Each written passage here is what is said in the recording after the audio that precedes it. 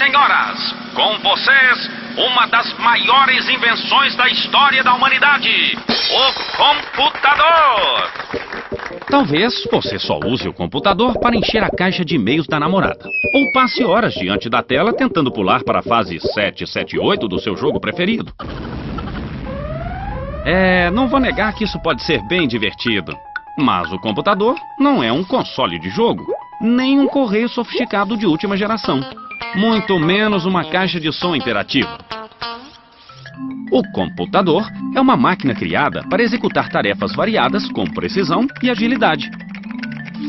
Com ele, a gente pode escrever textos, fazer pesquisas, projetar um prédio, editar filmes, retocar fotos, conversar com os amigos, calcular, organizar informações, controlar todo o processo de fabricação de uma indústria. Só para citar algumas coisinhas. Mas como uma máquina como esta pode fazer tantas coisas? O que acontece aqui quando a gente pressiona uma tecla ou um mouse? A resposta está aqui dentro, em algum lugar. Achei! Senhores e senhoras, com vocês, o cérebro do computador. Ou seria o coração? Bem, o fato é que o microprocessador realiza praticamente todas as funções necessárias para o computador funcionar. Mas como uma peça tão pequena pode fazer tanta coisa? O microprocessador é formado por milhares de pecinhas como esta, os transistores. Dá até para fazer uma comparação com o nosso cérebro. O ser humano está o tempo todo usando os neurônios para guardar ou para processar uma informação. Pode ser uma coisa simples, como o número de telefone de casa, ou um pouco mais complicada, como escrever uma redação sobre o impacto da globalização na sociedade e a construção da pós-modernidade. Ufa, haja neurônio.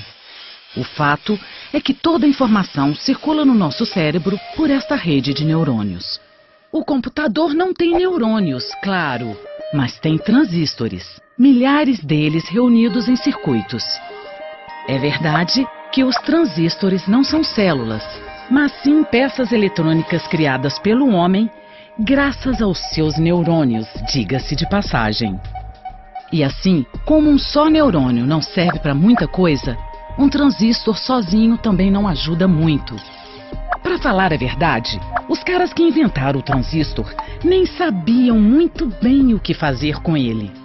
Mas ao criar uma rede de transistores, o homem resolveu um grande desafio. Como processar informações com agilidade e segurança sem precisar de muito espaço.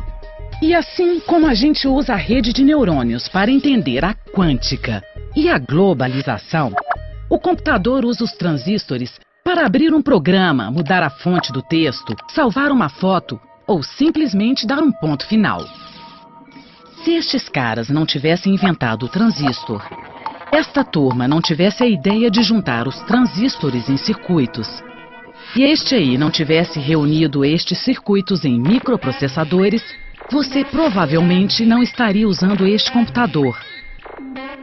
Mas algo mais parecido com isto.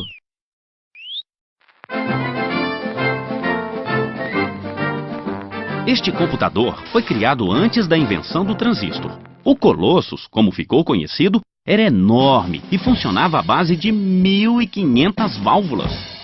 Acredite ou não, este trambolho ajudou a vencer os nazistas durante a Segunda Guerra Mundial. Ele foi usado para decifrar as mensagens trocadas pelos inimigos em forma de códigos. Alguns anos depois, o exército americano lançou o primeiro computador digital eletrônico em grande escala. O ENIAC, como ficou conhecido, parecia mais uma central telefônica. Ele era enorme, do tamanho de uma casa de 4 quartos e 2 andares. Naquela época, o ENIAC foi considerado uma evolução e tanto. Mas apesar de todo o tamanho, ele não conseguia fazer mais do que uma simples calculadora de bolso atual. Os operadores tinham que programar o computador manualmente. Ele precisava de muita energia para funcionar. E as 17.000 válvulas queimavam a toda hora. Se você já teve o desejo quase incontrolável de jogar um computador pela janela, pode imaginar o que sentiram estes pobres operadores naquela época. Com a invenção dos transistores, o ENIAC e todos os computadores movidos a válvula viraram peça de museu. Começava uma nova era na evolução dos computadores. Graças ao transistor, foi possível criar um microprocessador. E como o microprocessador é pequeno e consome pouca energia, foi possível construir computadores pessoais. Sem os microprocessadores, os computadores seriam enormes, caros e precisariam de muita energia elétrica para alimentá-los. Mas como uma peça tão simples, uma espécie de chave que pode estar aberta ou fechada, pode ter sido tão importante para a evolução do computador?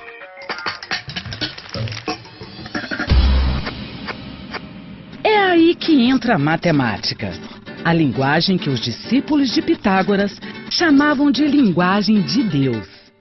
Porque o bom e poderoso computador, na verdade, só sabe fazer uma coisa: calcular.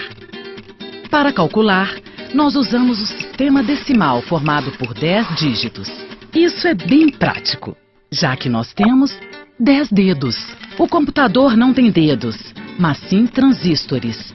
E o transistor só tem duas opções. Ele pode estar ligado ou desligado, com ou sem corrente elétrica. Seguindo este raciocínio, alguns programadores chegaram à conclusão de que seria bem mais fácil se o computador trabalhasse apenas com 2 dígitos. E por isso, adotaram o sistema binário. Com corrente elétrica, o transistor fica aberto, o que na linguagem do computador significa o número 1. Sem corrente, o transistor fica fechado, o que na linguagem do computador significa 0. Vamos pensar no transistor como uma lâmpada. Apagada, temos o 0. Acesa, o 1. Ou seja, temos apenas 2 possibilidades. Com 2 lâmpadas, temos 4 situações possíveis: acesa e acesa, acesa e apagada, apagada e acesa, apagada e apagada. Mais uma lâmpada e teremos 8 possibilidades. Como você pode notar, as sequências possíveis dobram cada vez que acrescentamos uma lâmpada. Com 5 lâmpadas, temos 32 estados possíveis. Desta forma, é possível representar do número 0 ao 31. Mas como? Vejamos esta sequência de 5 lâmpadas. Se todas estiverem apagadas, vale 0. Apenas a primeira acesa vale 1. A segunda, 2. A terceira, 4, ou seja, o dobro da anterior. A quinta vale 8 e a sexta vale 16. Se quisermos representar o número 4, basta desligar as outras. Mas e para formar o 12, por exemplo? Basta ligar o que vale 8 e o que vale 4. 8 mais 4 igual a 12. Assim, poderíamos representar outros números apenas acrescentando outras lâmpadas.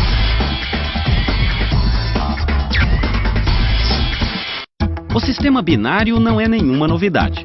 Há mais de 2000 anos, matemáticos indianos já imaginaram um sistema numérico representado apenas por zeros e uns.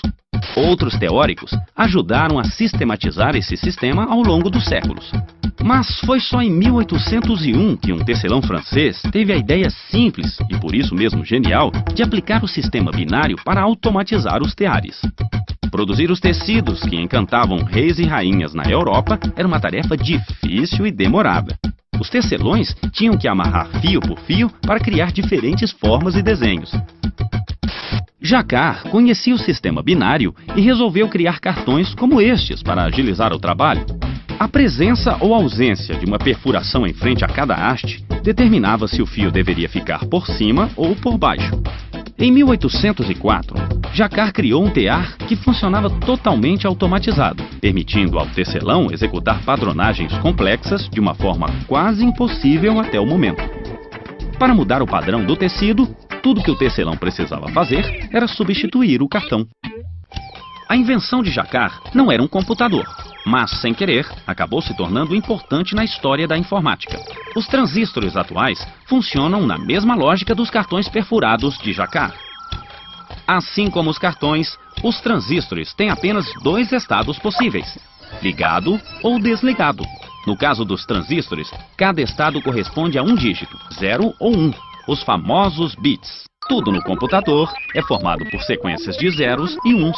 Mas espera aí, o computador não é uma máquina de tecer, nem uma calculadora. Eu posso desenhar, escrever, Como ele faz para representar a letra C, por exemplo, se ele só entende 0 e 1?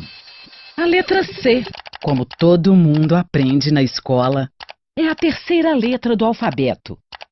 Ela vem antes do D e logo depois do B, e serve para formar um monte de palavras. Mas para o computador, a letra C não existe.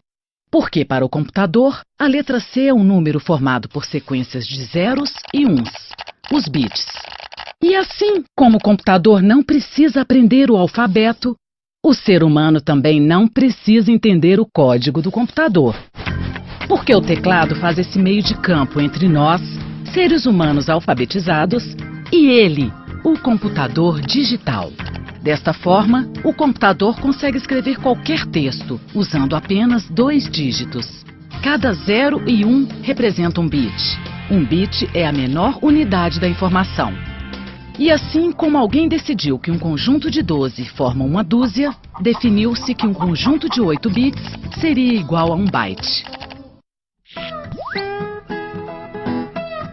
E pensar que é possível representar tanta coisa apenas com bytes, ou seja, com sequências de zeros e uns. Essa foto aqui, ela tem 4 megabytes. Isso significa então que ela é formada por milhares de bytes, certo? Os computadores de hoje podem processar uma quantidade cada vez maior de bytes. Mas o primeiro computador digital, lançado em 1953, não chegava nem perto disso.